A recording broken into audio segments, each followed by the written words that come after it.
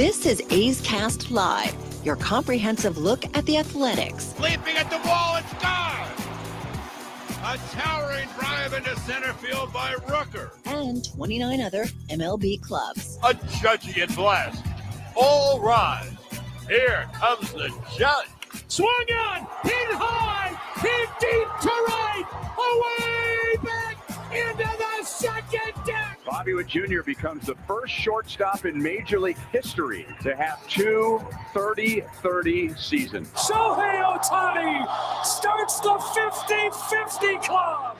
Join us as we take you inside the baseball universe, from humidors to walk-off dingers to Hall of Fame talk. We have you covered. Spend your afternoon with us, only on A's Cast Live. Here's Chris Townsend. All righty, last night I was angry, and it's 4:30 on Wednesday. I'm still angry. I'm coming in hot today. Feel it. Yeah, I'm not here to be kissing anybody's behind today. Okay. I can feel it. You probably didn't hear the post-game show last night, but I said it because I've heard some things, and it's just like, hey, bro, you're either with us or get the hell out of here. Yeah. I don't want to hear any more whining. Yeah. Whining's got to go. I got you. All right, Steve Sax? Yes, sir. Whining's Yes, got to sir. go. I hear you, man. And if there's some whining going on, guys got to move on. Mm-hmm. Yeah. And that's how I felt last night. That's how I feel now. If everybody's not pulling on the same rope, well, then you gotta go. Mm-hmm. No question about that. And I like what we heard from Willie MacGyver when he was up here saying, look, nobody's feeling sorry for us. We all know what's at stake and where we are, and we are owning it. Nobody's pointing fingers in the clubhouse, but we got to turn this around. And I love that, what I heard about from him. Yeah, but I think there may be some fingers being pointed. So that's where I'm like, you know what? If you're not in, you out. Yes. Because that's what right. because going forward, obviously this year matters and next year matters, but you're building what's for 2028 in Vegas. So you've got to find the guys that are going to open up that new building in 2028. You want to win now, and if you're somebody that's having issues, then you got to go. Yeah, I mean, it's look, it's never easy. You look at a Nvidia stock. Okay, it doesn't go straight up. You're always going to have pullbacks. There's no doubt about it. Even in World Series time, the teams I've been on, there were stretches in the season where, you had to take a look inside yourself. Everybody has to do a little bit of an introspective and find out what's going on here, and let's get to the bottom line, because we need to go there, and we ain't getting there right now. And so there's going to be that through every team. And like you said earlier, we got to turn this thing around now. And if you don't, then we're going to be talking about development. Our crew today, myself, Chris Townsend, alongside Steve Sax, two-time World Series champion. Cody Elias is with us here at the desk. Jacob Wilson is going to be here.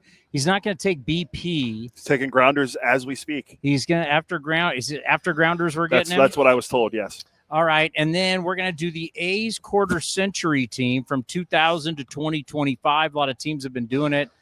Our A's historian, David Feldman, is going to join us coming up here at 5. We'll say like 5:13, 5:14-ish. Yeah, because I want to do a little bit on Monty Moore and the big three with him, and then we'll do the whole quarter century. Also, something that makes me hot. Watching MLB Network today, and so MLB Network, they brought on a writer from, I think, the Boston Globe. And they started showing the mistakes that the Red Sox have been making, right? Mm-hmm. Overthrowing the cutoff guy. You could get any team for that. Abraham Toro made a bonehead play. Yeah. Is he still mad at me when I said he's not third baseman? Because they were calling him out as a third baseman. If you're calling him out, can you imagine what Boston radio is doing to him? I mean, he was heated at me. Can you even imagine? I just said, hey, listen, he's not a third baseman. But what got me was when the guy from the Globe says, it was Alex Spear, I believe, where he goes, well, it's a young team. And I just went, you know what? I am so I had to live for years on our broadcast here, and it's the big leagues. I am so tired of listening to broadcasters who never played, whether maybe they played high school, but probably didn't even play in high school. Mm-hmm. Writers, same thing. They never played. They have this belief that here it's the big leagues. Like, do you realize some of the greatest defensive players you have ever seen never made the major leagues? They played in the minor leagues, and the only reason they didn't make the major leagues is because they can't hit. So this belief that only guys up here know how to play the game. You can watch the College World Series right now. You could watch the regionals. You can see unbelievable defense being played in college baseball, better defense that's being played at the major league level. And if you look at the metrics, the ball coming off the metal bat in college, it's the same as it's coming off the bat here. Yeah. You have teams who play flawless defense in our sport, in college baseball, in the minor leagues, and these idiot broadcasters and writers who believe that, it's the big leagues. These guys are young. No, what? So you're telling me that these young Red Sox are just figuring out that you got to hit the cutoff guy? Like no one taught you that ever? Like it just drives me nuts. I played with a guy, David Zuniga, at San Jose State. He's from Merced, and playing in the Mets organization. He was phenomenal. He was like Omar Vizquel. He was phenomenal, but he got in the Mets organization. He just wasn't good enough to hit. You have no idea how many great defenders we have never make Major League Baseball, because Major League Baseball is about your bat. Yeah. Can you hit up here? Yep. You know what I'm talking about. Of course. So stop trying to sell me that young guys don't know it. Like everybody's stupid. They don't know how to play. And well, it's the big leagues and they got a bunch of young guys.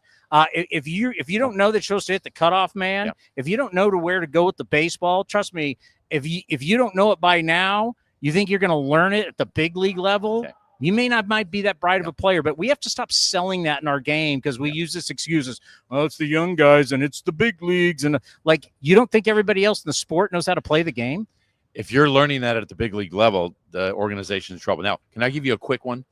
When I was in the minor leagues, minor league player, no big league stuff, minor league player, Denny Herron, I can tell you his name. He was one of our coaches, Lethbridge, Alberta, rookie ball. I'm 18 years old. We're having a scrimmage game, and there was a base hit to left field. The guy came up. I remember his name. His name was Jeff Kopcho. Came up, threw the ball, threw it over the third baseman's head. It was a play at home plate. One hopped or went past the catcher because it went over the cutoff man's head.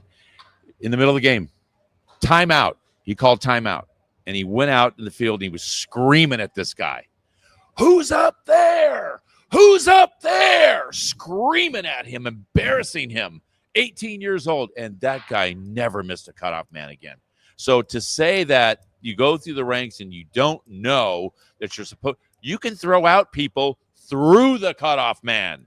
Guys today, when they get a base hit to right field, they don't even look. They don't even stop. They make a wide turn at first base, and they keep going because there's a play at the plate. I don't know how many times I've seen this. If you hit the cutoff man, you might throw him out anyway at home plate. Yeah. But if you don't, you got the guy easy that making the big wide turn. And they do it, Towny, all the time. I see that. I see catches trying to be made with what is this? What is this? I get perturbed when I see this. You got two hands. Why not do this? I mean, that's the way I was taught. I don't get it. I just want to make the point, because let me tell you something. I've done plenty of shows with these people, and they don't know what they're. So it's just, I don't see Jacob Wilson do that. To hear writers and broadcasters constantly go, "Oh, these are young guys in the big league." These guys know how to play the game. Of course they do. This guy certainly does right here. This guy knew how to play the game when he was at Grand Canyon, for God's sake. Yes, he did. Where he hit over 400, 433 and 3 minor league stops last year. Oh, What's yeah. up, Jacob? What's going on? You're killing it. Yeah, sorry, buddy. Jay Love Will it. is with us here. He is the Rookie of the Month in the American League. When you heard about it, you knew you were having a good month. How did it feel to get this first big award of your career?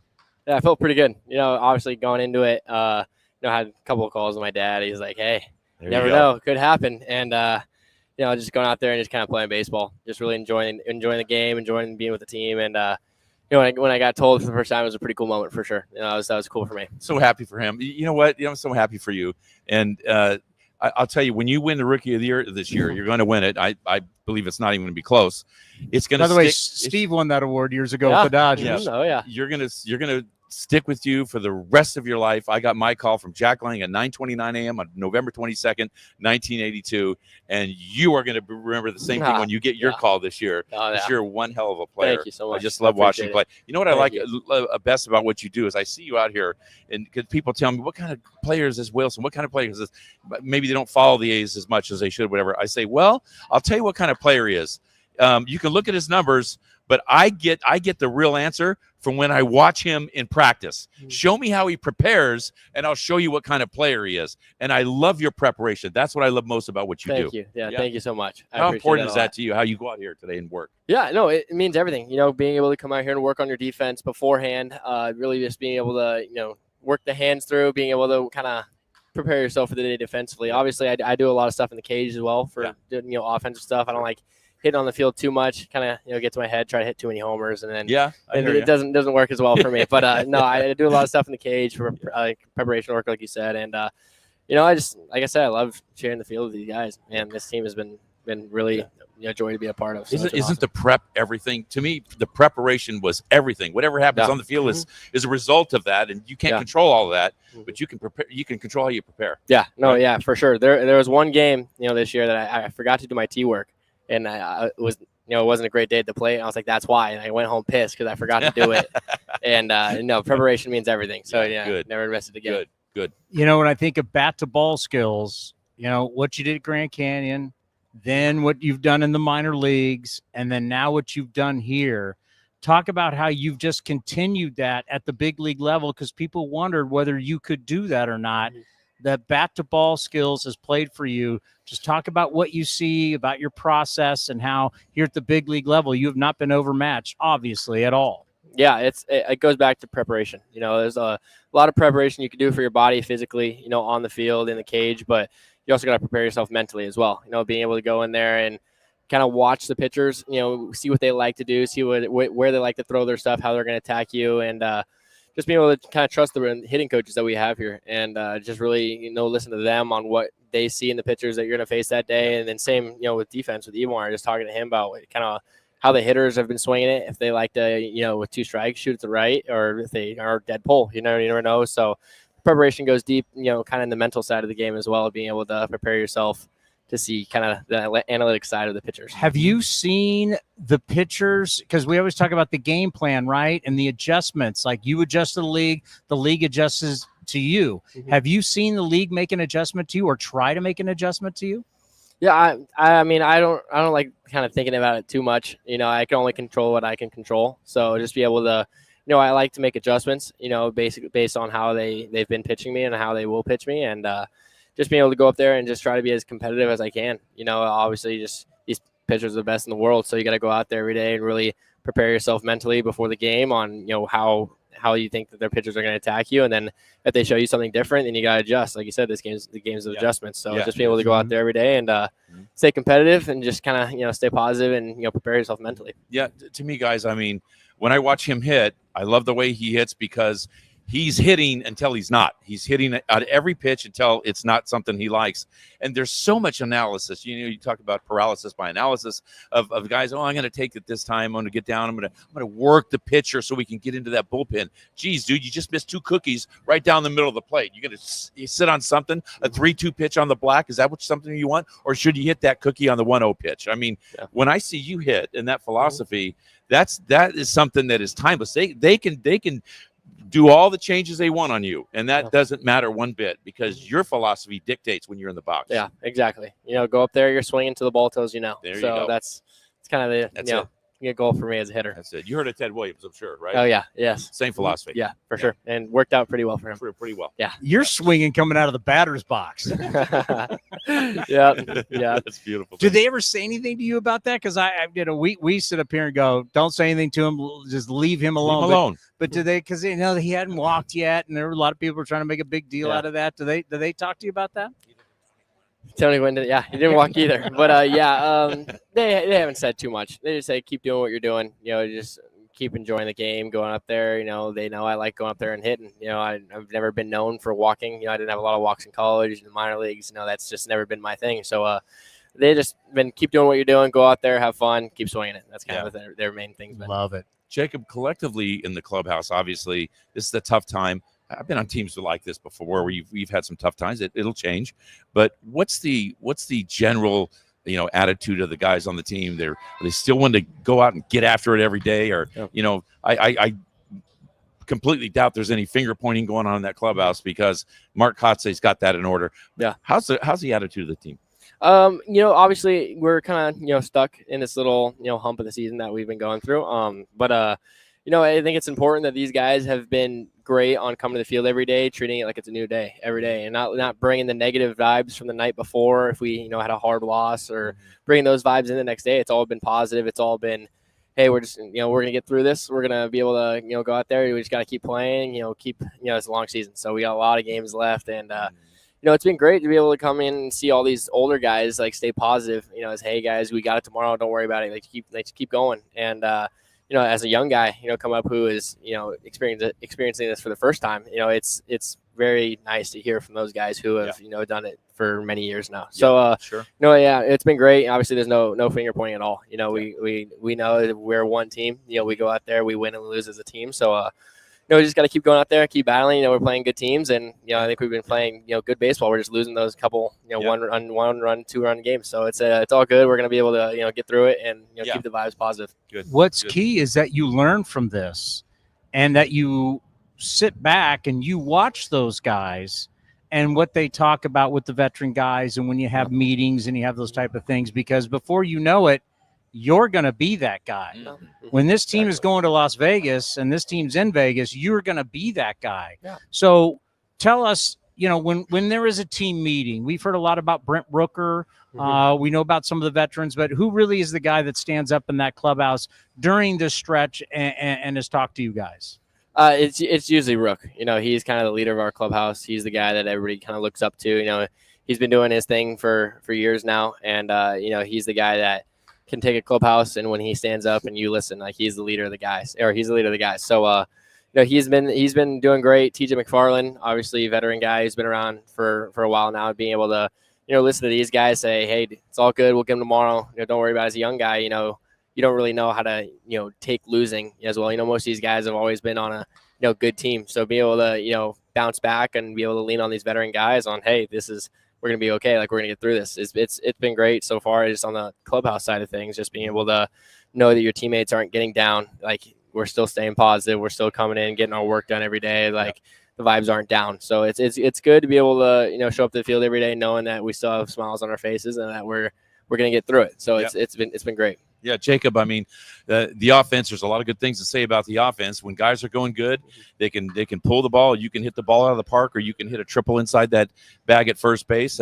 Even Aaron Judge gears to right center when he hits a professional hitter. Sure. When I see Lawrence Butler starting to rifle that ball to left field, he's on, and he's doing some pretty good stuff right now. You guys need that 1-2 combination of you and him at the top of your. It's critical for this team, and I think Lawrence Butler's really making some strides now. Oh yeah, no, he's been doing great. Once he, like you said, he's starting to drive the ball the other way more, and once he's doing that, he's on. That's the guy that we love watching play baseball. He smoked a double off the wall, homer to right the other day. Then yesterday goes 2 doubles down the left field line. That's really hard to do as a hitter, and when he's doing that, it's good for this team. Obviously when he hits double, I know it's my job to get him over. That's kind of the main thing. And then obviously we have Rook and Soderstrom behind me, so he's doing his thing now, and it's pretty awesome to watch and be on the same team as him. Yeah. How about the sneaky pop? We've been talking about it. You hang a couple balls, you've hit it out of the ballpark. People were wondering if you could hit the ball out, and you have. Yeah, I'm trying to.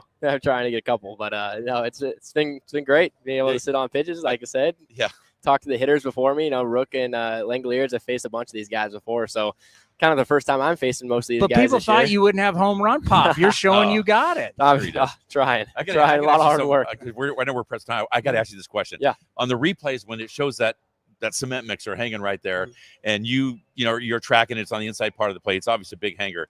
It looks like you're trying to hit the ball out of the park, and that's the one you should try hit out of the park. Yeah. Are you trying to hit those out of the park that hang right there for you? I mean, they're. Yeah, I mean, I'm definitely trying to hit it hard to left. You hit it hard to left center. Trying right. When you see the ones up, you're gonna be able to try and get it under them, clip them. Yeah, your eyes get a little big, and you're definitely trying to hit it in the left center. At least hit it, hit a double on the hanging ones. But No, it's been nice to be able to get under some and clip some and see the lead the yards. Pretty cool feeling. So it's been great. That's right. Let's end on this. We notice up here on our perch wind, and then we of course can look out at the flags and see it changes a lot. Yeah. Do you think you guys really know the ballpark from a wind standpoint between night games and day games? Or certain days there's no wind, other games there is. Sometimes the ball's getting knocked down, sometimes it's blowing it out. Have you guys really figured out the wind yet here? I mean, yeah, you can see some days it has more wind than others. Night games have some wind and then it kind of dies down. Day games have some wind kind of throughout the entire game. But I think it's kind of mainly important that we look at the flags, each and every inning. Those flags can change rapidly, whether it's blown in, blown out. So especially, as an outfielder, mostly, those balls that are hitting the outfield that are high, if you can see the flag and know that they're waving out, you got to get behind it a little bit, and then vice versa with it blown in. But, you definitely got to check the flags, per inning just to see, even as a hitter, if it's blown in, you don't want to hit the ball in the air, especially, for me, it's being able to get on top of the ball, stay on the ground, and not try to do too much when the wind's blowing in. Yeah, we've noticed that ball down the right field line. We're calling it the Bermuda Triangle, right? Because it looks like it's going to the stands and it blows back in, and first baseman, second baseman causing havoc. Yeah. Hey, well, thank you for coming up. Congratulations on Rookie of the Month in the American League. And you know what?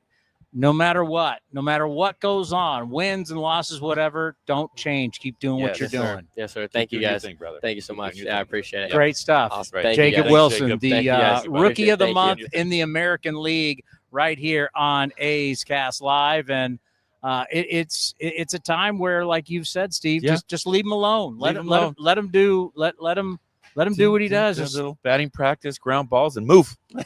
Just let him do his thing. You know what I like about him too is he comes from a great family. He's a great kid. He's so grounded, and he's just, boy, this guy's a gem. He really is. All right, I got something for you that I want to get to before we get to the top of the hour. It was on MLB Now talking about Shohei Ohtani, and I thought this was so interesting because maybe with our analytics staffs in baseball, we may overthink some things sometimes. Sure. They start so everybody talks about the leadoff hitter gets more ABs. So traditionally in a season, the leadoff hitter is going to get around 746 at bats. Yeah. Then the guy who hits number 2 will get 728.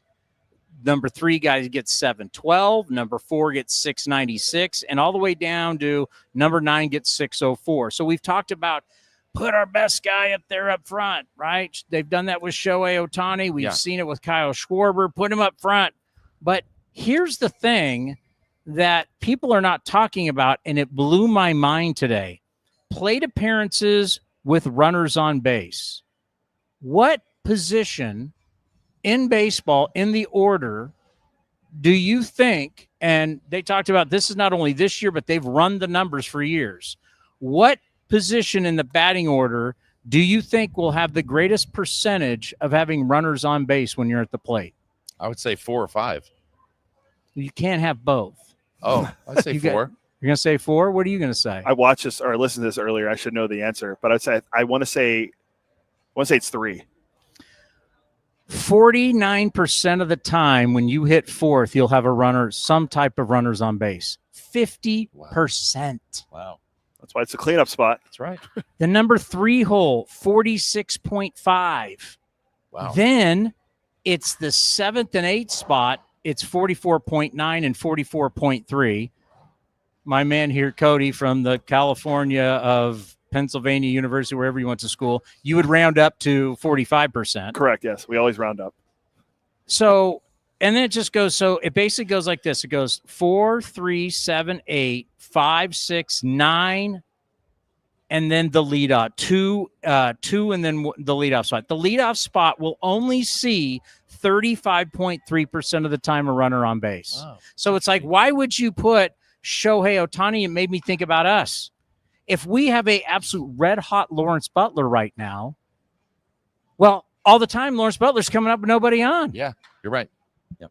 And according to the numbers, he's only going to come up 35.3% of the time. He's going to come up with runners on. Yeah. And look how bad 9 and 8 have been for us this year. So it's like Lawrence Butler's leading off, but then after that, every single time he comes up, nobody's on base. So are we going to have to admit that the forefathers or the people that developed baseball actually knew what they were talking about? Well, it just these are the numbers that have been crunched, and if you got your best guy leading off, that means a lot of times he's going to come up to the plate with nobody on. Well, there's the numbers. If they love sabermetrics, chew on that one for a while, right? I just know that I really like that they did that on MLB Now because I was listening to it. I thought it was phenomenal. Yeah. And the argument that I remember was it BK or Joel said, but they won the World Series last year with Ohtani leading off. Ever since he took over in June as the leadoff hitter, they were great and he won the World Series. He's leading the world in runs scored, but he's not driving anybody. There's never anybody on in front of him. I think 18 of his 23 home runs are solo home runs. He's got like 30. He's got like 30 something RBIs, and he's 23 home runs. So the question with that would be, do you have guys that can get on in front of him pretty consistently? Because these numbers really do bear out the fact that guys should be hitting 4. So the guys behind him are Betts, Freeman, Will Smith. Yeah, but I'm not worried about the Dodgers. Yeah. Dodgers are going to be fine. Yeah. I'm worried about us. Yeah. Right, and it's great that you think that. Let's pause for station identification right here on Ace Gas.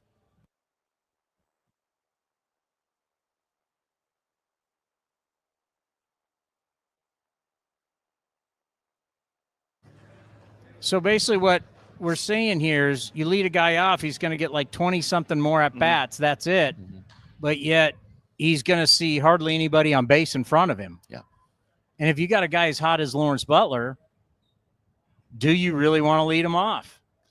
I believe in the traditional way of how I grew up watching and learning baseball. You have the fast guy leading off to get on a lot. You have the guy that's second, like a Jacob Wilson, that could a magician with the back and hit, bunt, unselfish guy, hit the ball anywhere. You have your best hitter hitting third because he's going to move those guys around, knock some of those guys in, and he's going to get on base for that fourth guy. And that all right, fourth so then who would be the leadoff guy? You could right now you could have Butler as the leadoff guy. I would say Butler's probably the best guy with the most speed. Yeah. Or Denzel Clark. But my problem is Butler is getting all these extra base hits, and he's doing it he's doing it with nobody on. Yeah. I'd rather have him doing it when people are hopefully on. Get him third. Yeah, I was going to put him third, put Denzel in the leadoff spot. That's where I'm trying to lead you. I'm trying to lead the horse to water here. Yeah. You would hit him You guys third. just put him back in the leadaff spot. I said that's the problem. If he's at the leadoff spot.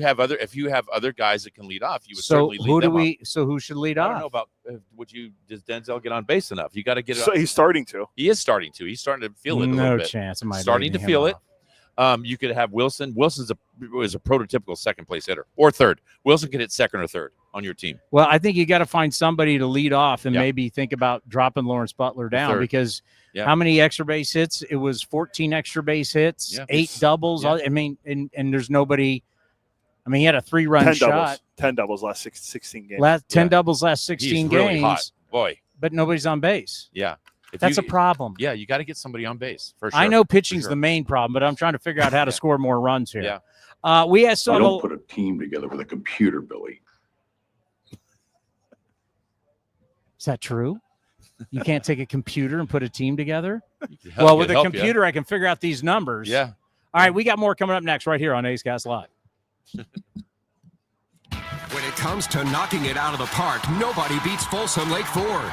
Folsom Lake Ford is a 7-time Triple Crown Award winner, Ford Motor Company's highest honor, for being the best in customer satisfaction in sales, service, and finance. Step up to the plate for our biggest selection of new Ford models, including the legendary F-150, on sale now. Shop Folsom Lake Ford, your truck headquarters in the Folsom Auto Mall. FolsomLakeFord.com. That ball is out of here. Calling all kids ages 4 to 15. Join the A's and the Rivercats for our free, family-friendly play ball weekend event in West Sacramento. Saturday, June 14th, from 10 a.m. to noon at the Alice Norman Bright Playfields. Enjoy baseball and softball skill stations, games, giveaways, face painting, and more. Your favorite mascots, Stomper and Dinger, will be there. Space is limited, so register today at athletics.com/playball. That's athletics.com/playball.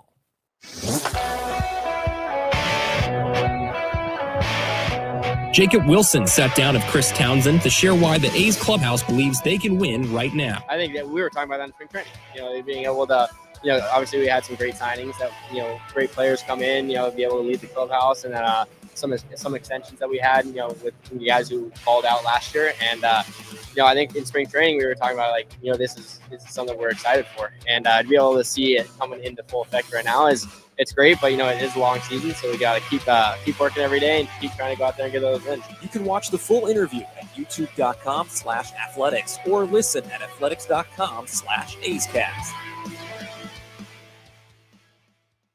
Calling all college and grad students. Grab your friends and head to the ballpark with this special offer. Save up to 50% off select regular season games throughout the 2025 season.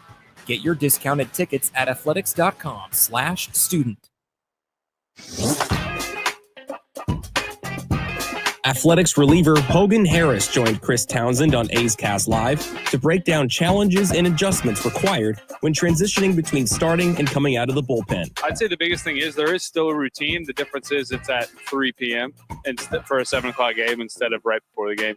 Like for me personally, I like to just go in, usually an hour before stretch or so, and then go get my body moving in the weight room, things like that. Get a crossword in, just kind of relax. Because at a certain point, that is kind of the fun part about the bullpen though, is that you never know. You really can't overthink it. You simply they're like, hey, you're in. I'm like, oh, all right, there we go. So you don't have time to overthink, you just kind of got to trust that, whatever you scouted for these guys, that's what it is. And then you just go in, and that is also a good thing. You're facing the guy once, maybe twice, instead of 3, maybe 4 times. You can watch the full interview at youtube.com/athletics or listen at athletics.com/AceCast. Streaming from West Sacramento, A's Cast Live continues with Chris Townsend.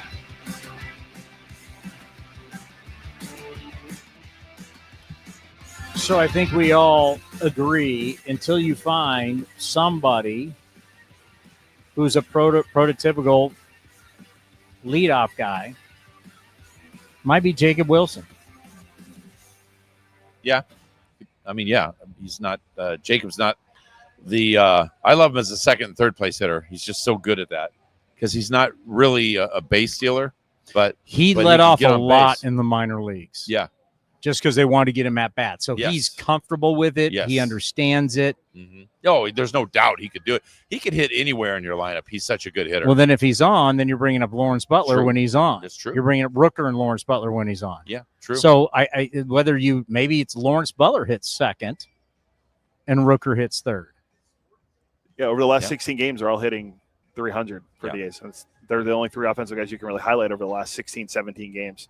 Butler's hitting 371, Rooker's hitting 333, and Jacob Wilson's hitting 395 over the last 16. Because, the guys who are hitting third and fourth are going to see the most runners on base. The numbers just show it out. Yeah, right. Yeah, I like that combination, that duo, righty-lefty, Butler or lefty-righty, Butler and Wilson. That's a go good, right, left, right. Yeah, that's a good combo. I like that a lot. If anyone would know, the guy that had 4,579 at-bats hitting first, you would know. Do you like hitting first? I had more at-bats than that. Baseball Reference says 4,579. The internet doesn't lie, Steve. What, as a leadoff hitter? As a leadoff hitter, yeah. Oh, okay. I thought I had 7,000 at-bats. Oh, yeah, you did. You're close. So you're about 6,000 something. Okay. Close to 7. Yeah, but 4,500, almost 4,600 as a leadoff hitter. I like leading off. You had 282 as a leadoff hitter. Yeah, I like it. You know what's so weird? That 282, I think that's what I hit when I first came up. That's what as a leadoff hitter, and that's what I hit as my lifetime average. It's so weird that it all was the same thing. You're a Hall of Famer right now. Yeah, in Sacramento. With your 321 steals. He is a Sacramento Hall of Famer. Yeah. Had what? Well, you're leading right. Steals? 321. Just batting leadoff. Oh, batting leadoff. So tonight we will have two Sacramento Hall of Famers on the call. Johnny Doskow. I have been looking forward to this all day. David Force is really excited about this broadcast tonight. You just pick that out, right? Put it on about the podcast. I like it. So the broadcast, right? You and Johnny D. Yeah, I bet you're going to be on just at the edge of your seat, right? Well, we listen to the radio broadcast every game, as you know. We'll be in the conference room listening to you, you know. Okay. You know, we'll be in there. Okay. You're trying to get me to say. Have you have you you've done River Cat stuff? Yeah. Have you ever done a big league game? No, this is my debut. I've never done one. This is it. This is it. I'm scared too. Are you nervous? Yes, of course I am. You're not. I'm nervous. I'm telling you I am. I'm telling you, I'm not lying. I'm nervous. I'm thinking about it. Whatever you do, don't jump over one of Johnny's calls. No, I got to settle in. I'm going to let Johnny talk a lot, and then I'm going to kind of try to get in there a little bit. But I'm a little nervous, yeah. Well, you've worked with him before. Yes, with the River Cats. And we had fun. It was good, I think. We had fun with it. But this is a big leagues, man. It's different. No, it's not. It's not? No. Okay, thank you. He just did what you were just talking about. How you hate. Feel better. No. What's that? He was just talking about last segment of how much he hates when people say it's the big leagues and you just dropped it on him. TV's TV, radio's radio, Yeah. streaming. Yeah. It's no different. But I am nervous. I am. I'm not afraid to say it. So what? Well, I'll get over it. So it's the next 2 games. Yeah, next 2. And then I got 13 on the road this year on 3 road trips. Oh, really? Yeah. 2 road trips. Is that ever sorry. something you really wanted to do? Yeah, I like it. I like I like doing in the booth. It's fun. I like it. I like in the game, but I love this though. I love doing this. I never thought about doing this, and I love it. I love the pre and post game is a blast, and I love doing this. Yeah, you're leaving me for 2 days Cheat on you. with Johnny Doskow. God. Now, if it was Rudy, Zach Rudy who does the River Zach- Cats, I'd be Zach's okay with good it. too, But, yeah. I mean, I mean, if it was Vin Scully or something, but it's But- Johnny. You're leaving me for Johnny Doskow? It's only for 2 days, honey. Oh, my God. well, you'll go in and talk to him in the 7th inning after the 7th inning. Now, That's right. You're gonna be throwing baseballs. Yeah, we're gonna throw baseballs tonight. Now, my question is, and not to throw Strawberry under the bus here, but he keeps saying Shooty's here. Will he get Sax? Will he say Sax is here? Or will he say Shooty again? Yeah, We got to get Strawberry on. yeah. I saw you ask for his number, and Vittorio said he's busy right now. Oh, We'll get That's him. a We'll get him. blow-up. Strawberry. He does. He's one of the best I've ever seen. Yeah, he does a good job. In stadium entertainment. Oh, yeah, he is. He's phenomenal. straw. I'll make sure I text the internal team in the control room and let them know that Sax is on the broadcast, and make sure you give a lot of credit. No, brother. Maybe we'll highlight you to Major League debut. I wanted to just be real quiet at first until I get my feet on the ground. I'll put you on the big screen, and we'll make sure you tip your cap, and everyone gets a standing ovation. Okay, that's all right. By the way, as I was worried about who's going to lead off, the A's have lost 8 in a row and 19 of their last 20. They have surrendered 47 home runs during that time. Now, the team that's hit the most home runs during that time is the Dodgers. They've only hit 36. We've given up in the last 20 games more home runs, 47, than the Dodgers have hit at 36. Yeah.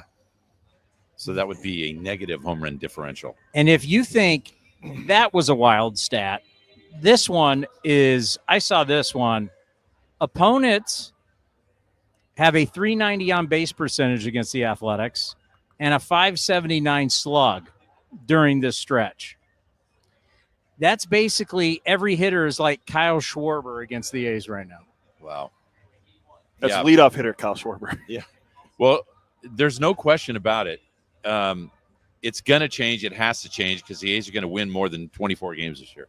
So it's got to change. I don't know who's going to be the facilitator of that or what's going to make it click, but it will change, and they'll get back to a norm. This is not the norm.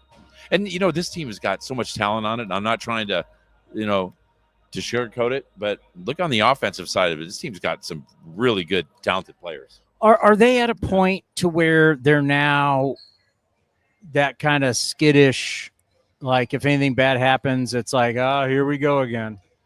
Well, you try not to, but they're human too. And, I'm sure if it keeps going at some point, guys, it'll pop in their mind. But remember, all these guys out there, they're professionals, man. And they're some of the best players in the world. All of them are. And that's what separates themselves is they're pros about it. And they got to keep that out of their mind. To jettison any bad thoughts, even trivial thoughts, are not good. You got to keep those things out of your mind and think in a positive manner all the time. It matters. I just get this streak over with. I mean, I'm tired of breaking down the pitching numbers every day and just how bad it's been. I mean, the team ERA over the 8-game losing streak is 9.95. Hey, I will, Towny, I want to say this real quick. Nobody feels worse about this streak than those guys out there. No I doubt. guarantee you, nobody feels worse than them. We saw Mark Kotze after the show last night. He was walking around, pacing by himself. Yeah. So he just got done with the media. Everybody was gone. Everybody was out of the stadium. He didn't know we could see him, but He literally walked out of the clubhouse and was outside, and you could tell he was just.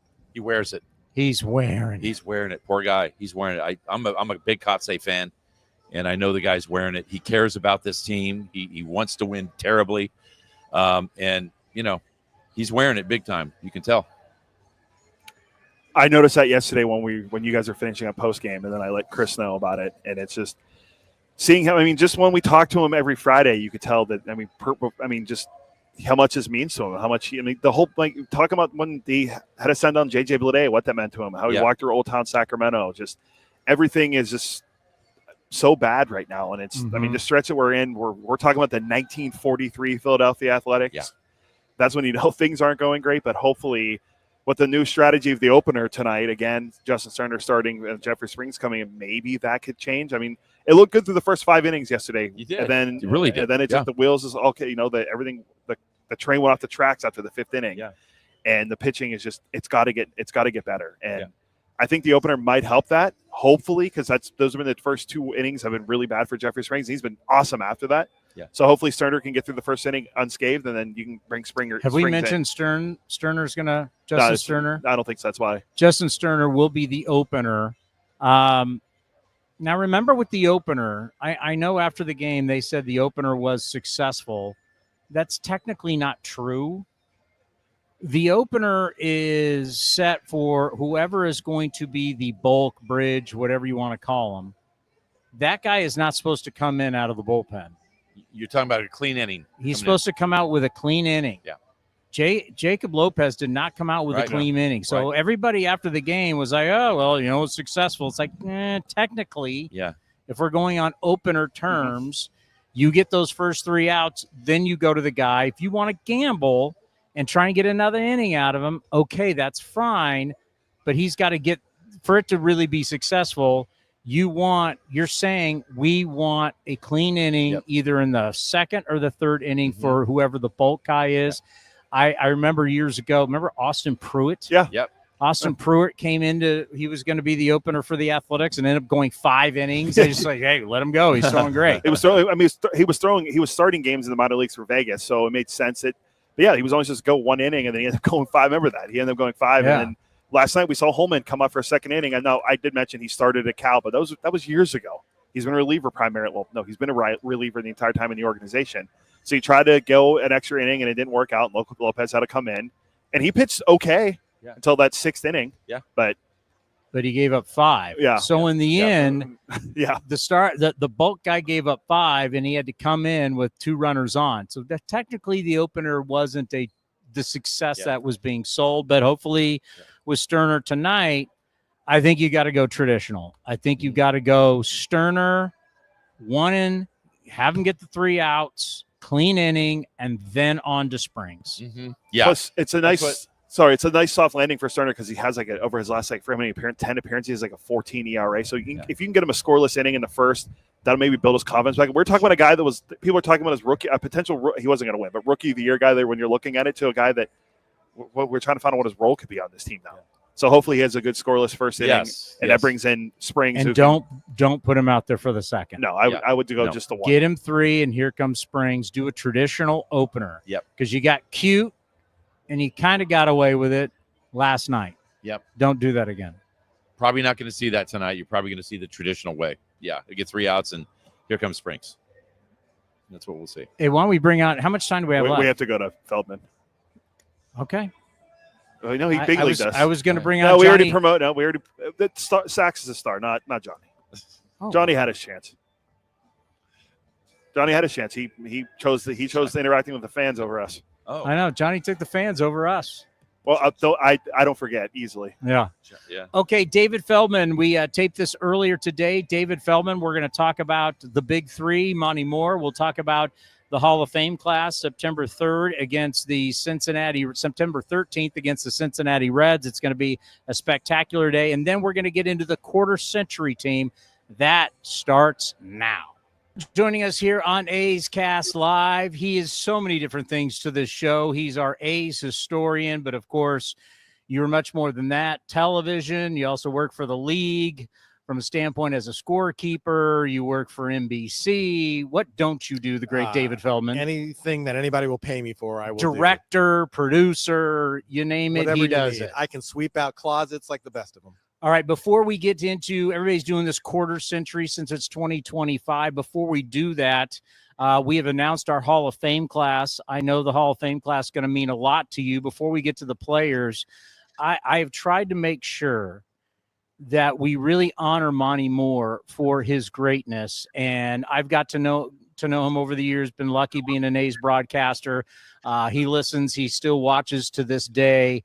But when you think about being on the NBC World Series telecast, and that's when the World Series got monstrous numbers, coming from Kansas City to Oakland, what he did on NBC all those years, what he did for the team. Just talk about how special of a broadcaster Monty Moore was for this organization. Well, I can tell you personally, for me, he was the baseball voice of my youth. Mm-hmm. You know, as an A's fan, the A's were not on television very often, so I was listening on the radio. I was listening to Monty Moore, and that's how I learned baseball. I was listening to Monty.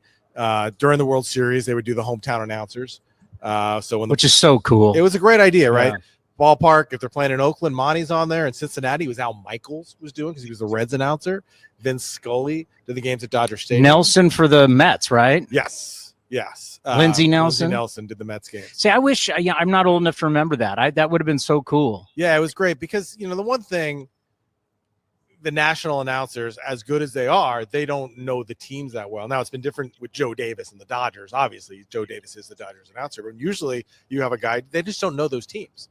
So you bring in the local announcer and he gives you that inside scoop that normally you would not learn. Well, and then I went through the list of all the World Series announcers through all the years on television. It's amazing how much it always changed. And it wasn't until Fox took over the broadcast, like in 2000, that you got Joe Buck and Tim McCarver every single series. But if you go look at the list, there was always a variety. There was. For me, the World Series team that I always remember is Joe Garagiola and Tony Kubek. Mm-hmm. And anytime I heard those voices, that means it was an important game. Whether it was a regular season game or a postseason game, those voices made it sound like an important game. The big three won a combined 275 games. Talking to Tim Hudson yesterday, who grew up down in the South. He grew up watching TBS, so he got to see the greatness that was Maddox, Smoltz, and Glavine. And he talked about, that's the big three he grew up with. And he said, I think we could have pitched with anybody. And he's right. Along with Mike Selleck, who's a big champion of the A's Hall of Fame, which we started a few years back, we always would talk about the nominees and who's going in and who's not going in. And I made a big push. And I said, listen, Mulder, Hudson, Zito have to go in together. They have to go in as the big three. They are that set. It is the Maddox, Glavine, Smoltz. That's, you think of one, you think of all three of them. Hudson was the first one to get here in the majors in '99, followed by Mulder and Zito, setting the stage for a great A's run. I am so happy they're going in together because that's the way it should be. No doubt about it. And each guy was different. Each guy's stuff was different. But also what makes them special is the fact of their relationship off the field. When we were talking to Mark Moeller yesterday, where he said Tim Hudson's wife, Kim, is like a sister to him. So it was not only, we're guy, and a lot like Maddox, Smoltz, and Glavine, they were very close also. They spent so much time together. They golfed together. Their families hung out. This is kind of the same way. These guys grew up together. They did. And I was fortunate. Those were the years I was traveling with the A's, so I was on the road with them. And the closeness of those teams. And I've always talked about it. These were lessons that were passed down from Dennis Eckersley to Jason Giambi, Mark McGwire to Jason Giambi, Giambi to Chavez, Giambi to these other players, the closeness of these teams. And it wasn't just one guy going out. It was the whole team going out. And those pitchers were always together. And like you said, they're very different personalities. Yeah. Especially then. Zito was much different than when he first came up. He was, they made him out to be a little bit more of a loony left-hander than he was. But he was different. He was a different cat. Mulder was All-American, right? He could do anything you want, and Hudson was the Bulldog. Mark Mulder was everything you wanted. He was 6'4", 6'5". Coming down that, the perfect, almost like a right-hander's arm slot where he was coming down the mountain on you, that split, the slider, the fastball. He was just, I mean, if he didn't get hurt, what a special, I mean, when you talk about ultimate talent, Mark Mulder there's a reason why he was the second pick in the draft. Exactly. I still remember that to this day, he came to the Coliseum to throw a bullpen. It was right after the A's drafted him. I don't believe he had signed his contract yet, but he was throwing a bullpen for the A's. And Mike McFarland was the A's catcher, and he caught the bullpen. Bullpen's over. McFarland walks up to Billy Beane with a handful of pens, like 12, 13 pens, and says, sign him now. Yeah. I mean, that's how you knew. The pace that he worked out on the mound, the way he carried himself, just in charge. And like I said, just an All-American.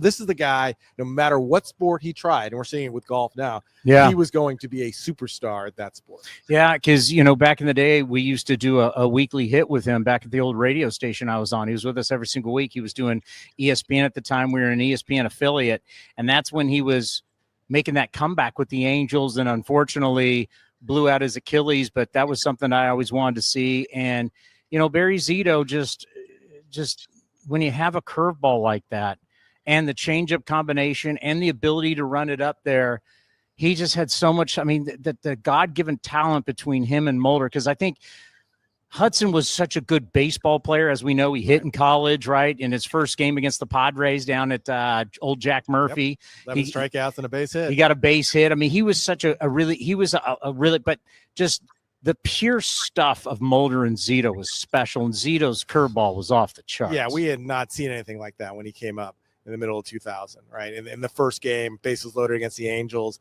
and he strikes out Sam and Mo Vaughn, Garrett Anderson to get out of a bases loaded jam. World Series elimination, not World Series, Division Series elimination game in 2000 at Yankee Stadium. Elimination game, and he goes and he just deals and he beats the Yankees. Even you talk about some of the great games, the Jeremy Giambi game, right? That was Barry Zito against Mike Messina, and they went toe to toe outside of a Jorge Posada home run. Zito did step up when he needed to. Game 2 in 2003 beat Tim Wakefield on the Coliseum mound. In 2006. In Minnesota, the Division Series, right? He bests Santana. Johan Santana was the best pitcher in the game, and he bested him that day. Zito stepped up. And even in his Giants years, when you look back at some of the big wins in the postseason in 2012, it was Barry Zito who got the big wins. So when I think about Tim Hudson, I always think about in the toughest games, he's the guy that you wanted out there. There was just something about him, just a toughness that you can't teach. I saw it right away.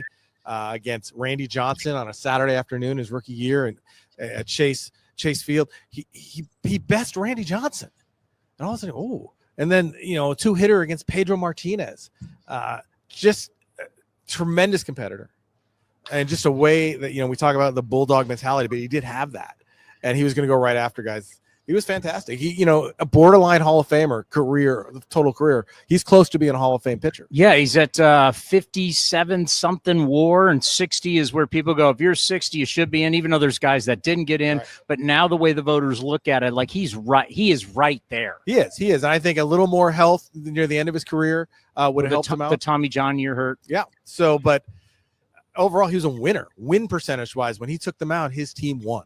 And the thing that I wanted to stretch, so I got to interview all three yesterday, and the thing that I really wanted to stress with them is that era of baseball, you have all these different executives now who grew up watching that era of baseball. Then they read the book Moneyball. Obviously, they weren't in the book, but that era and those games they watched. Then they all went to these Ivy League schools and said, we want to be Billy Beane. It was that era of baseball that really changed a lot of baseball executives who are working for teams today. Well, yeah, because it gave them the opportunity. Before, people like that, the Ivy League educated, they were not thought of as baseball people, so they weren't given the chance. But after Moneyball and the success of those A's teams and the willingness to open up to new ideas and smarter ideas open the door, you talk about they're not in Moneyball. They're not in the movie. There's one scene with them. I realized the second time seeing the movie, because it wasn't about them, right? It wasn't about Mulder, Hudson, Zito. They were a given on those teams. In the book, they get a little more play. But those teams are not successful without those three guys. Those three guys that, and then for Corey Lytle, who was a tremendous number 4 starter, they were able to just dominate teams because every day they had an ace taking the mound. And I think for our younger fan base, who obviously, like a lot of us didn't see the 70s teams, but obviously my high school years were the A's going to 3 straight World Series. But we have a lot of young fans who didn't see that. Yeah. So this is their era, their greatness. And I think that's why this is going to be a spectacular September 13th against the Reds. It's going to be spectacular. It is. And all 3 of those guys played here in Sacramento, right? Hudson was an injury rehab, but that was fine. Mulder was only really here for 3 weeks. I don't even know if he started a game here. I think his games were on the road because that was the first year. Yeah, they didn't open up the ballpark. They opened up on the road. They had like as Barry Zito said, they played some teams twice. Yeah, it was crazy. But he did wear the River Cats uniform, and then Zito obviously half a year here. So that's gonna be really special. And like I said, I'm just so happy that it's the 3 of them going in together because that's the way it should be. All right, coming up next, we're going to get into the quarter century team right here on A's Cast Live.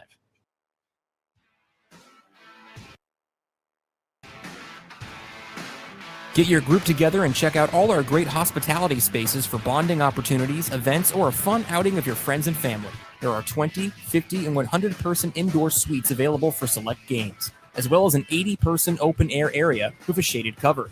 Secure your group today at athletics.com/hospitality.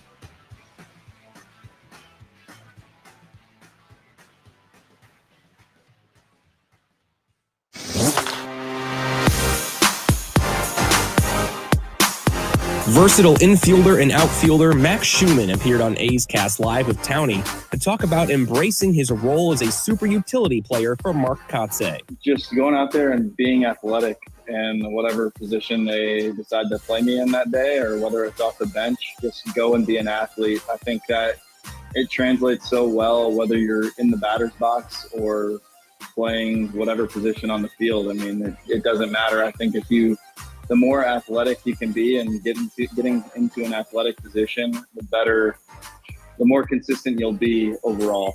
You can watch the full interview at youtube.com/athletics or listen at athletics.com/A'sCast.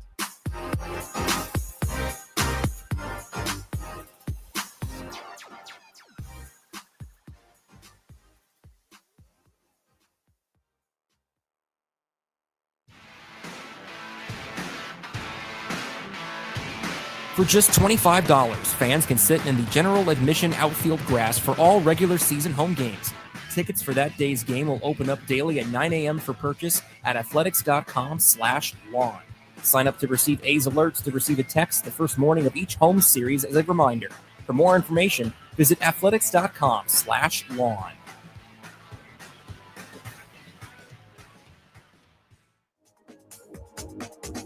Unlock offers and receive exclusive in-game features by downloading the MLB Ballpark app for iPhone and Android today. Plus, get the latest information on game time, schedules, and more.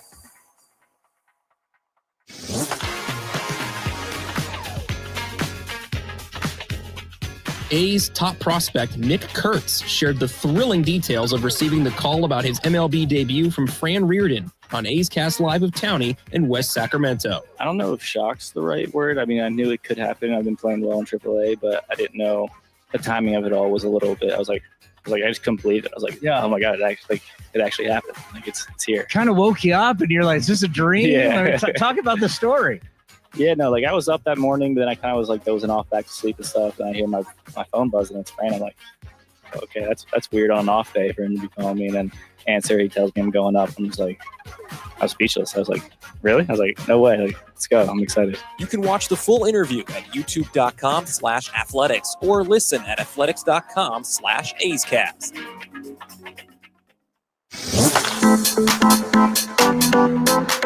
You're listening to A's Cast Live. Here's Chris Townsend.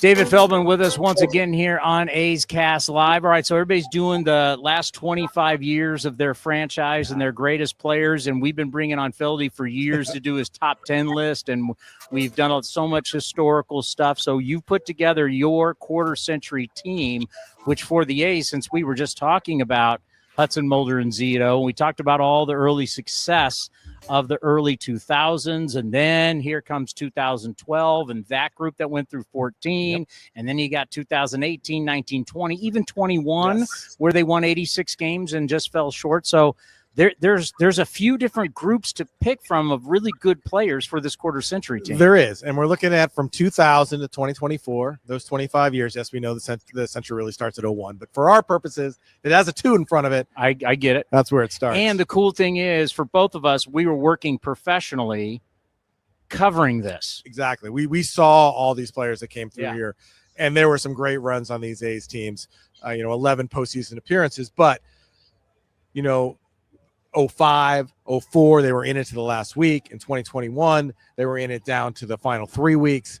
So that's 14 of the 25 years. You're talking a postseason run team. So great teams to choose from. No doubt about it. So where do you want to start? So we're going to start at first base, and it brings up the point that for the A's, as we know with the history of this team, a lot of players don't spend a lot of time here. So that's kind of shortens what we're looking at. There are a couple exceptions, but for the most part, you kind of have to pick and choose. So when I look at first base for the A's, I think there's 2 guys for this quarter century. One is Jason Giambi. Now, he only played 2 years as part of this, 2000, 2001. Both were MVP years. Should have been in 2001. He did win it in 2000. I didn't think of that. That changes everything. It's a big difference, right? But it was only 2 years, 319 games. He still should have won that MVP over Ichiro. 100%. He was better in 2001 than he was in 2000. For those 2 years, 78 home runs, 1,071 OPS. I mean, just huge. Yeah, he was a monster. The other guy is Matt Olson. All right, Matt Olson played 230 more games with the A's in this quarter century, hit 139 homers. I got to go with Matt Olson just because of the time. It's still close because, G's my favorite. But Matt Olson had a few more years, a few more homers, and was a driving force in those A's playoff teams. I was going to go Giambi, and then you mentioned it. It's only 2 years. That's right. He left for New York, and he's out of here by 02, and we're just counting. And technically, as you said, it should even be 01. It's only 1 year. Yeah, you're right. Yeah, you're right. So some other guys who, not Kia Kaihue or no, but Scott Hatterberg. Look, because playing first is incredibly hard. Yeah. Tell him why. Our good friend Derek Barton, who was here forever. He played a lot. He played a lot of games. He was good defensively. You can look and you go, he was here in 2014. Yeah, he was here in 2014. Yeah. Started a playoff game. Brandon Moss played outfield and first base. Yeah. And an all-star first baseman for the A's, Yonder Alonso. Oh, wow. Yeah. Right? Don't even think about MLB it. Network. He was an all-star. And now he's an all-star on TV. He's really good on TV. Yeah. All right. No doubt. Matt Olson. Once we start talking years, it's really a no-brainer. No-brainer. Second base is one of our givens. He's one of only 2 guys to play over 1,000 games for the A's in this quarter century, and that's Mark Ellis. Right, over 1,000 games from 2002 to 2011. He missed 2004, but he was the bedrock at second base. Tremendous defensive player. Should have won a Gold Glove. Got robbed by Mark Grunzlianic one year. But just a solid guy. He was your keystone player on those teams for a decade. I will never forget. It's one of the most selfless acts I've ever seen as a professional. Mark Ellis had been traded to the Colorado Rockies. Instead of getting his stuff and leaving, he still went out to Root Beer Float Day and serve floats. And I remember watching it, and Mount Davis were sitting there. I went, this is one incredible human being. He was a solid human. And just how many guys would have got traded and still gone out and done Root Beer Float Day? No, I mean, and this is a guy, and he understood why he was getting traded. This was Jamal Weeks. They needed to make room for the untouchable Jamal Weeks. He got it. He wasn't hurt by it. He understood it. I love Mark Ellis. I really did. And then for any sort of second runner-up, I would go Jed Lowry. Oh, yeah. Oh, God, right? yeah. He ended up playing 451 games at second for the A's, and the 2018 season was magical for him with all the doubles. 49. I just think, we've had a lot of other guys come and go at second base, but Lowry outside of Ellis is probably your next guy. Lowry, no doubt, Bay Area career is one of the greats because of what he did at Stanford and 3 different stints with the A's. Yeah, it's, again, another stand-up guy when it came to it, who wanted to come back to the A's after the disastrous, Mets years, and he made a difference. You know how much I love him. He was recently right here on the set. I love me some Jed Lowry, and I wish he's back in this organization. This is interesting. Where are you going with shortstop? So shortstop, I think there are 2 contenders, with apologies to Bobby Crosby, AL Rookie of the Year at shortstop. 2 contenders. Miguel Tejada, 646 games, 2000 to 2003. Played every day. Played every game. Won an MVP. Hit 122 homers, 800 OPS. It's pretty hard to top, right? But I know there's going to be a lot of love for Marcus Semien. No doubt. Who played 770 games, also played almost every day. Mm-hmm. Had a third place finish in the MVP voting in 2019. And we saw him become this error-prone shortstop with limited power to unlimited power and a solid defender. We saw him grow before our eyes. And I think for a lot of fans, again, an Oakland kid, there's going to be a lot of sentiment for Marcus Semien. And it should be, because what he did in his years in Oakland should be glorified. His leadership by example is one of the greatest I've ever seen. When he went through that whole tear down and build back up by wash, and to watch all of his teammates and watch all of us watch it, it was a great example. So when Marcus Semien walked out of that clubhouse and he went out and worked his butt off, everybody else, like Matt Chapman, we used to say, hey, when Marcus picked up his stuff, left the clubhouse to go down the field, everybody picked up their stuff and went down to the field. Yeah, just a true leader. And for Miggy, just the MVP year itself in 2002 during the streak, the walk-offs. But again, it was the everyday and how much Miguel wanted to win. He wanted to win so badly, and he wore his emotions on his sleeve. Jared Washburn, the pitcher for the Angels, left-hander. For some reason, Miguel could not hit him. 0 for 23 at one point. Literally made it out, came back to the dugout, and threw all his bats and his batting gloves on top of the dugout into the stands. He's like, I can't. Finally got a hit off of him. Place goes crazy. But it was just that caring of Miguel. And, when he first came up, he was like everybody's little brother. And you wanted to take care of him. By the time he left, he's the leader of this team. He's Miguel Tejada. He's the MVP.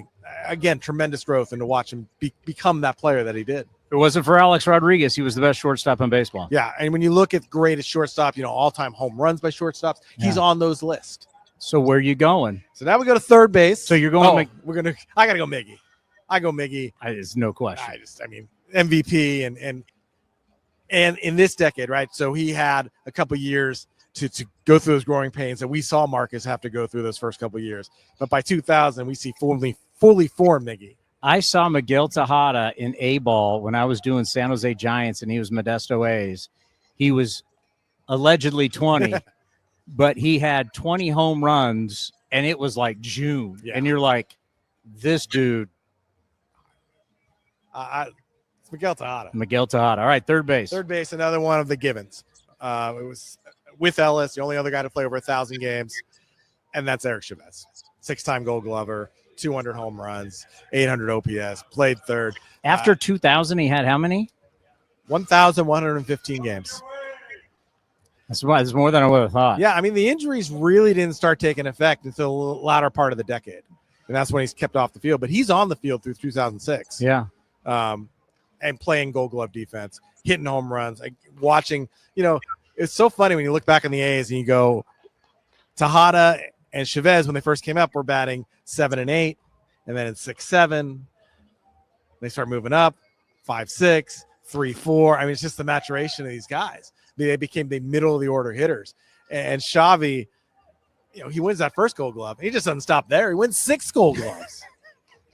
He's one of the greatest defensive third basemen of all time. Yeah, and the thing is, when you talk about this quarter century, we had 2 other really good third basemen, great third basemen. Josh Donaldson, MVP quality. Again, wasn't here very long. Yeah. Right? Should have been. He was as a third baseman, half the year in 2012, and then 13 and 14. That's it. 2.5 years as a third baseman. And then Matt Chapman. Again, great defender. Offense with the A's was a little up and down. Hit some big home runs, but some down too, but always a great defense. But tremendous defensive. That's 3 tremendous third basemen that played this quarter century. I would take any of them right now. Boy, do we need a third baseman. We do need a third baseman. Well, yes. Your boy Kevin Kuzmanov's available. Oh, if they're not booing, they're koozing. All right, so we go. So that's our infield. It's Giambi, it's Ellis, it's Tejada, it's Chavez. Now we go to left field. Well, I got Olsen at first, but you Olsen. That's right, Jim. Outfield. So left field. This one's we didn't have an everyday left fielder who played a lot of years here. That was a position that had a lot of turnover. That's why, I'm thinking I can't even give you one. Except, would you? right? To me, he was the most dominant player that I saw come up and play in left field. He was one of those dynamic players that you need, and that's Yoenis Cespedes, right? From 2012 to mid-2014, how good he was, how he could impact the game with his glove, with his bat, with his speed. He was dynamic. And it pains me to this day that the trade that happened in 2014, I think that was the curse of Cespedes. It was a brutal trade because you gutted your offense. He was the linchpin in the middle of the lineup. And to me, you don't trade guys like that. You just don't do it. They did it, and they had to pay the consequences. It killed Bob Melvin. Bob Melvin fought and fought because they tried to trade him multiple times, which people don't know. Bob Melvin kept fighting for him because Melvin said he was the show pony. Yeah. Like when Cespedes took BP, the other teams watched. Like he was your dude. And there was one thing that Cespedes always hit in big games. Yeah. You look at the playoffs against Detroit. He's the guy hitting the ball off the wall off Scherzer. It's not the other guys. Those dynamic players, we talk about them so much, but they're huge. Why are the Dodgers so good? Because they have 3 dynamic players at the start of their lineup, right? With Shohei and Mookie and Freeman. I mean, we were lucky to have 1, and we had a year and a half left on his contract. We had him through 2015. Who are your honorable mentions? Well, Eric Burns. Burnsy played a lot of left field for us. Jay Payton. Yeah. And Mark Canha played a lot of left field, played first base too. Kind of more of a utility guy, but again, a position that we've had a lot of turnover at. Will Mark Canha make your center field list? He does not make my center field list. Who you got? So I think so these are the guys who honorable mention guys for me are Terrence Long. T. Long, yeah. Rajay Davis and Ramon Laureano. But there are 2 guys that we have to decide between. One guy I'm going to guess was Billy Bean's kid's favorite. Coco Chris. And he was here a long time. He was here a long time, wanted to be here. Yeah. At a time when not a lot of people did, wanted to be here. And the other guy is still in uniform for the A's. That's Mark Kotsay. Ooh. Ooh. Didn't even think about that. Kotz comes over and again helps us become a playoff team. Right? 04, 05, 06, before he gets traded in 07. A veteran presence on this. Him and Jason Kendall, I think you can kind of put together as a combo who, after the trades of Mulder and Hudson, they were the guys who kept this team together. And Kotsay was huge. And, the playoffs in 2006, again in Minnesota, he's got a horrible back, and he's running out inside the park home runs. Yeah. Just a leader on the field and the grit and determination. So I think it's between him and Coco. Eileen Coco, I think he played her a long time. Had a couple injuries right at the beginning of his career. Remember, broke his finger in the Bay Bridge series. Kind of missed a couple months. But sliding in a second, yeah. Yeah, but he wanted to be here. And he had some nice seasons for the A's. There's no doubt. And to me, the fact that, as you said, weren't a lot of people who wanted to be at the Coliseum. There was something about the dynamic where I know he was closer to home. He didn't want to be in LA, but he wanted to be closer to home. He liked playing for the A's, and he liked playing at the Coliseum. He did. Big Raiders fan. So that was a part of it too, right? Being with the Raiders. He is fit. He did. And the fans took to him the Bernie lean. That doesn't happen without Coco Crisp. Just the personality they had out there. Again, when we talk about A's Hall of Famers, he's a name that's going to come up. What's also interesting about him, because you're going to think about Johnny Gomes and you'll think about other people who are leaders, but Coco was kind of the guy when people did get out of hand. He was a veteran guy who could be like, hey, man, stop doing that, right? Because Reddick was a handful. As much as we love Reddick was a handful. Johnny Gomes will tell you it was a handful. Who was buddies with Reddick? Coco. So Coco could be like, Red, settle down. No. And one day I was driving to the McDonald's drive-thru, and the Coco was in his fancy car right behind me. What was that? Remember what car he was driving? It was like some fancy. He had a lot of cars. It was some old school Mercedes. It's a Bentley. It was an old school Bentley. I'm like in the drive-thru McDonald's. Hey, it's Coco. Coco was a cool dude. I like that call for center field. Good call. I think that's good. Right field's tough. I think this is one where it's kind of pick your favorite. You mentioned probably the leader in the clubhouse is Josh Reddick. He played 567 games. when he got over in 2012. Won a Gold Glove that year. He was a good A. And he was a really good A. Fan favorite. The other guys that came to mind for me is Jermaine Dye, early in the century. Yeah. Right. Beast. After breaking his leg in the playoffs and coming back, tremendous player. And in the later years, Stephen Piscotty. You go look at his 2018 season, his first year with the A's, and all the doubles that he hit and the home runs and dealing with his mom and everything else. He had a tremendous season. And even in the COVID shortened year, he had huge home runs in that season. Probably a little underrated A because of the way it ended. I mean, people remember him struggling and saying, oh, he was really good the 18, 19, and 20 for the A's. The 2 home runs I remember, the one in San Diego right after his mom, and then the one at Fenway Park. So the one in Fenway is right after his mom. That was his first game back. Yeah, and that was such all the Red Sox came up and Fosse on the call talking about it. It was, and then what was the one in San Diego? San Diego, we were down in the 9th inning. We were down by a run. He tied it up with a home run with 2 outs. There was some significance with his mom around that too. There might have been, but it was just a huge home run. Yeah, it was huge. So it's interesting. Again, another position where we didn't have a lot of stability there. I'd say I lead to Josh Reddick. I think he played the most games. He won the Gold Glove, part of 3 playoff teams. I lean Josh Reddick. Dye's the best player. Yes. Yeah. But as an A, yeah, I'm good with that. I'm really good with that. Josh Reddick makes it. All right. So Reddick, Coco, and Yoenis Cespedes. Yoenis says that's your outfield. It's a pretty good outfield. And we saw it. That was our 2012 outfield. We saw it a lot. Johnny Damon didn't get a mention in there. He wasn't here long enough. Johnny Damon is his 1 year with the A's, and he starts out as a left fielder and pouted for 2 months until they moved him to center. And when he moved back to center, then he became a great player again. Matt Carson's not in there in center. His outline's still on the Coliseum wall somewhere. What about we got 13. I'm timing. We're good.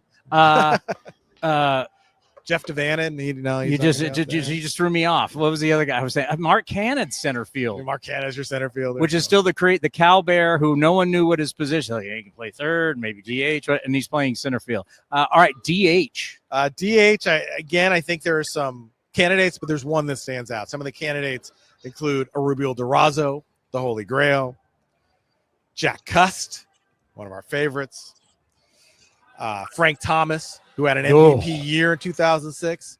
Should have gotten more votes than he did. And even Brent Rooker has to be thought about. I thought you were going to go Rooker. Okay. But to me, far and away, it's Chris Davis. Oh, yeah. It's the crusher. 95 homers as a DH, plus a home run crown. He hit 247 every year. But it's Chris Davis. He's your DH. Yeah, the year he was 48, the year he had the most home runs in baseball. And Mike Selleck used to have a note in our game notes back then on what Chris Davis did to either tie games or put the team ahead. So we went through an era where Billy was trying to sell us on there's no such thing as clutch. Chris Davis proved that wrong. Clutch. Because he hit 247 for 3 straight years.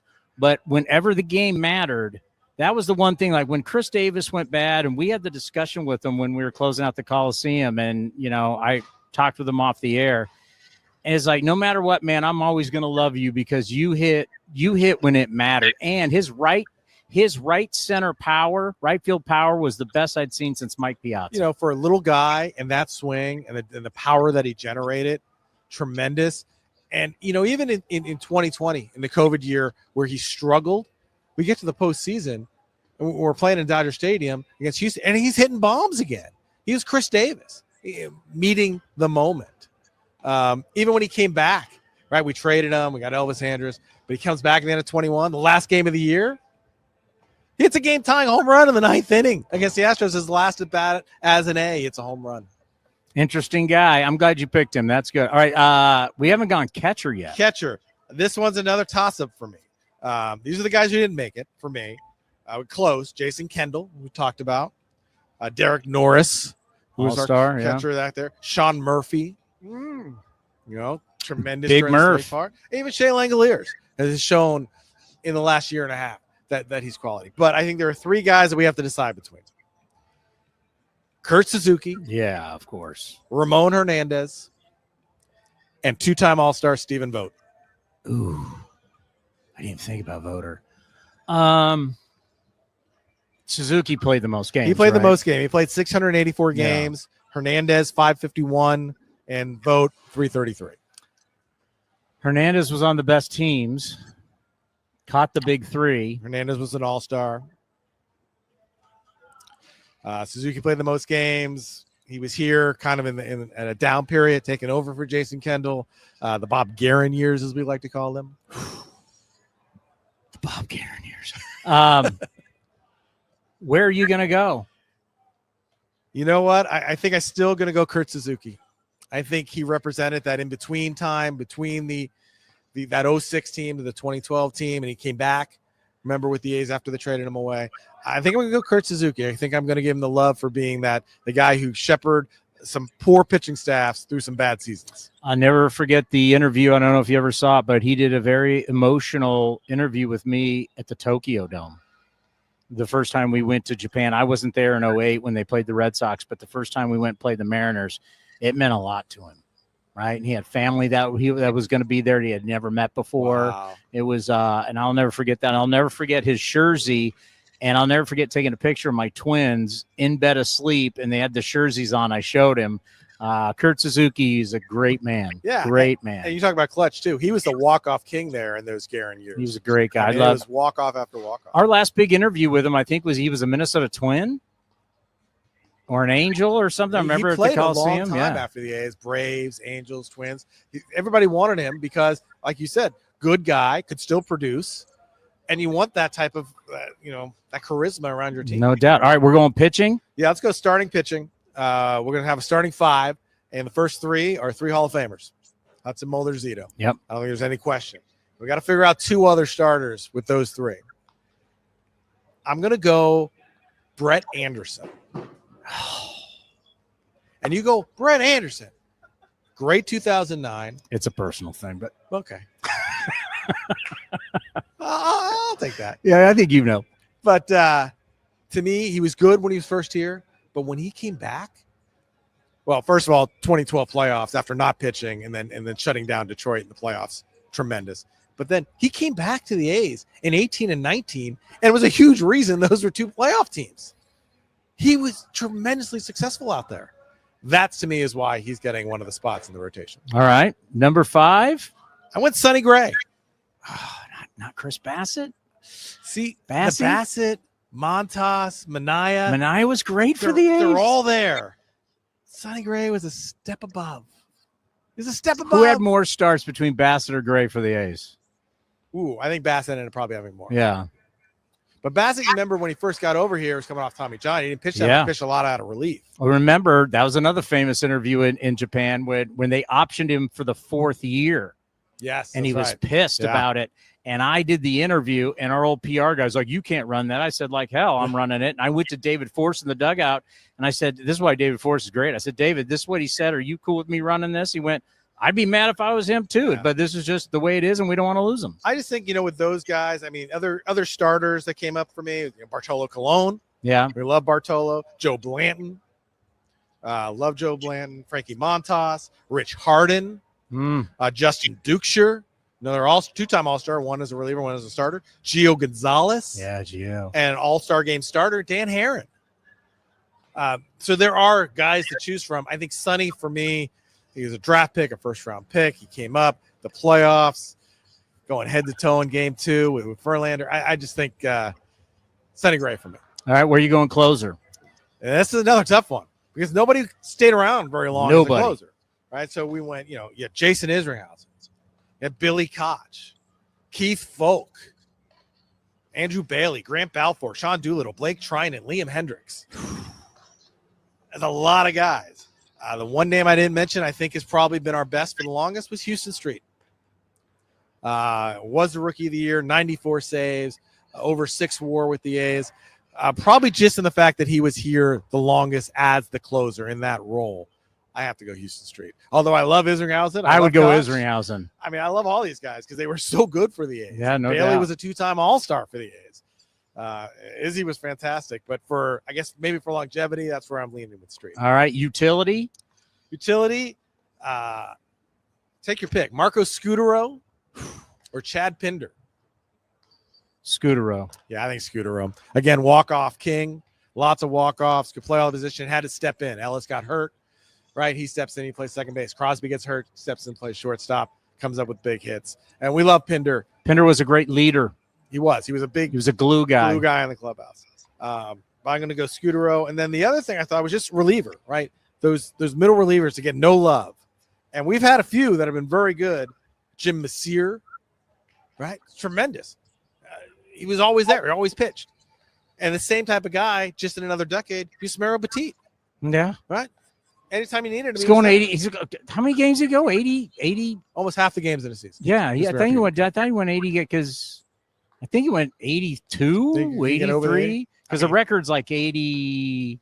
Can't remember. There was like 87 or something like that. Ridiculous number. 80 games. 80 games. Yeah. I mean, come on. So to me, Yusmeiro. But the other guys, Brad Ziegler was very good. 39 innings, scoreless streak, started his career. And Craig Breslow, as for a lefty. Craig, again, pitched a lot of games for the A's. It's more the, one batter face era of left-handed relievers, but did his job well. But Yusmeiro Petit was pretty special as a reliever. Breslow, smartest man in baseball, taking a lot of heat. He's got to get smart. In Beantown. Do you got manager? So I think, it's funny about the A's. Not a lot of managers. So in this quarter century, got 5. Art Howe, Ken Maka, Bob Guerin, Bob Melvin, and Mark Kotsay. I think it's pretty easy which one we're going with. Guys won more games as a manager than anybody else in our franchise's history.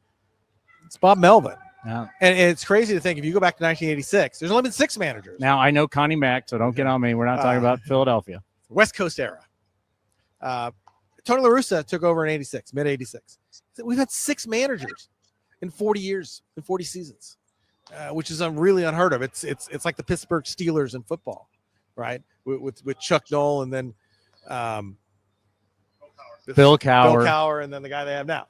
Tomlin. Mike Tomlin. That's it. We're like that.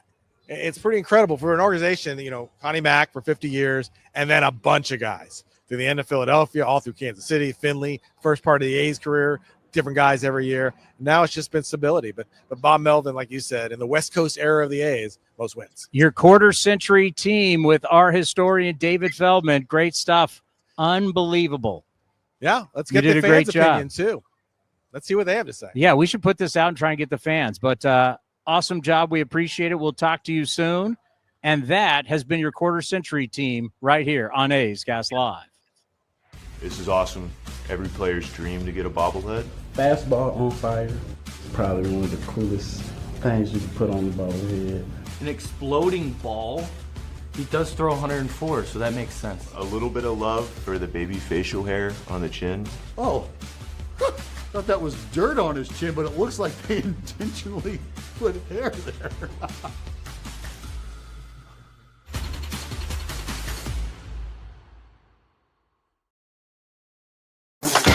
This has been a presentation of The Athletics.